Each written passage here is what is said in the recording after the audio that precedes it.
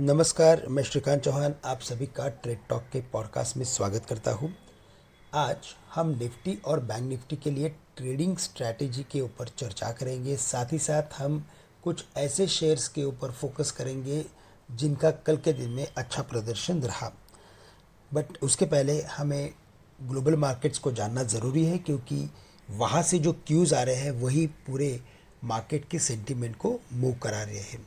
तो इसी वजह से हमें लगता है कि ग्लोबल मार्केट्स को अगर हम क्लोजली देखें तो यूएस मार्केट्स में 2 दिन के सेल ऑफ के बाद अभी हम कुछ स्टेबिलिटी देख रहे हैं। और उसका सबसे बड़ा रीज़न यही है कि वहाँ पे जो कंपनीज़ के जो नतीजे आ रहे हैं वो एक्सपेक्टेशन से बेटर है। साथ ही साथ अगर हम ग्लोबल एशियन मार्केट्स की बात करें तो वहाँ पे भी हमने कुछ रिकवरी देखी है। हालांकि उनकी जो ओपनिंग थी वो निगेटिव थी, लेकिन बिकॉज कि US stock futures positively trade कर रहे हैं तो उनमें भी हम एक रिकवरी देख रहे हैं। बट इसके अलावा अगर हम ग्लोबल मैक्रोस की बात करें, यानी कि 10 साल के बॉन्ड यील्ड की बात करें या तो डॉलर इंडेक्स की बात करें, तो वहाँ पे लगातार इजाफा हो रहा है। 10 साल के जो बॉन्ड है यूएस के वो तकरीबन 4.20 के करीब आ चुके हैं और डॉलर इंडेक्स 102.5 के करीब है।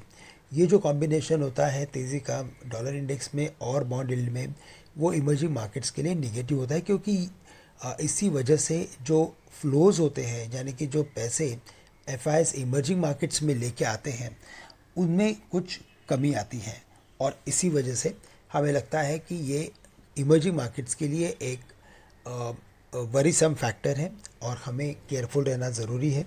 साथ ही साथ हमें लगता है कि अगर हम यहाँ से हमारे मार्केट में अगर कोई और करेक्शन देखते हैं तो वहाँ पे सपोर्ट आने की काफ़ी हद तक गुंजाइश है। उसका सबसे बड़ा रीज़न यही है कि मार्केट का सेटअप पिछले 3-4 दिनों में अच्छा खासा बिगड़ा हुआ है, ओवरसोल्ड हुआ है और अभी ओवरसोल्ड के बाद इसमें एक एक्टिविटी बन सकती है।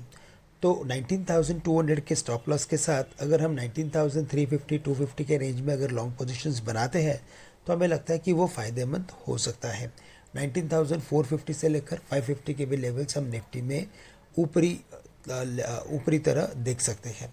बट अगर हम बैंक निफ्टी की बात करें तो 44,500 के लेवल्स इंपॉर्टेंट थे। उन्हीं लेवल्स के करीब की क्लोजिंग है।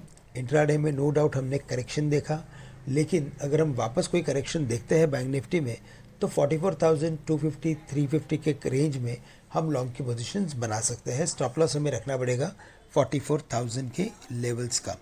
और साथ ही साथ निफ्टी आईटी की बात करें तो यहाँ पे सेंटीमेंट वैसे देखा जाए तो रेंज बाउंड है।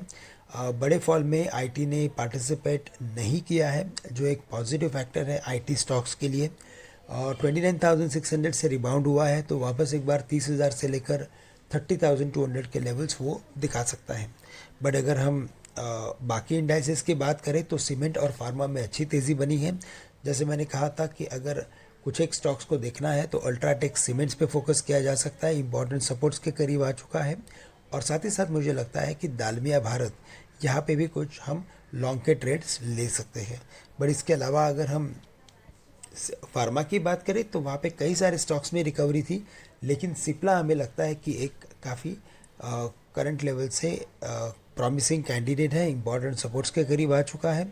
और यहाँ से अगर इसमें अगर रिबाउंड बनता है तो वो 1230 1250 के लेवल्स दिखा सकता है। तो दोस्तों आज के लिए बस इतना ही। आप सभी से मैं आज के लिए विदा लेता हूँ। धन्यवाद।